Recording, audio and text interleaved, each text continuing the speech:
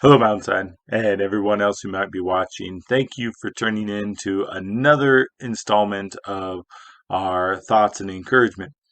Last week, I lamented the frustrations of the unknown and how that often makes us uncomfortable. Sometimes it's easier to simply stay where we are and stay comfortable. And then I brought out the inherent risk of doing something unknown. But I think this can also be and should be coupled with wisdom and not just merely acting impulsively. Yes, there's a fine line between rushing into the situation and choosing to never act. There's this common phrase in the military: hurry up and wait. I feel like it's the unofficial motto of every military branch. And there becomes this time where action and inaction come to a head. I feel like this happens a lot during the home selling and buying process. It's a bunch of hurry up and wait. You hurry up to put your home on the market. Now you got to wait for a buyer. All right, now you have a buyer. You got to hurry up and sign the offer. But now you have to wait for inspections. And then you have to wait for escrow to close. It's nerve wracking. And the process is just as bad for the buyer. You put in an offer, you wait for it to be accepted, and at times it feels like your entire life, all your future planning is on hold, even though it really isn't. It's just a lot of hurrying up and waiting. Check out this psalm, Psalm 130, 1 through 8. Out of the depths I cry out to you, Lord. Lord, hear my voice. Let your ears be attentive to my cry for mercy. If you, Lord, kept a record of sins, Lord, who could stand? But with you there is forgiveness, so that we can, with reverence, serve you. I wait for the Lord. My whole being waits. And in his word I put my hope.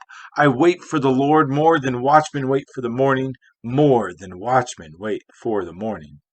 Israel, put your hope in the Lord, for with the Lord is unfailing love, and with him is full redemption. He himself will redeem Israel from their sins. I love little things that we find out about Scripture.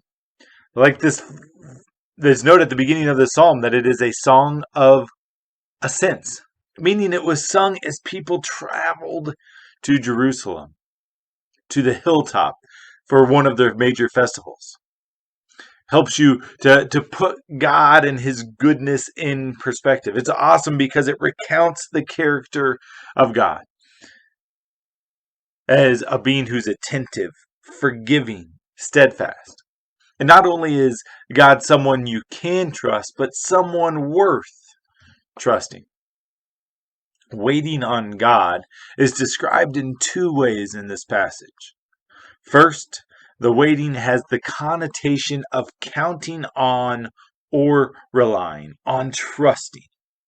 It's not like waiting for something that you may not know if it will happen, the unsure, but God is the being that we can fully rely upon, fully count upon. So when we wait for God, we know that his promises, his purposes is something that will come to pass. Something that we can rely on, like waiting for the morning sun. With that in mind, the psalmist equates our waiting to being like watchmen on a tower or wall.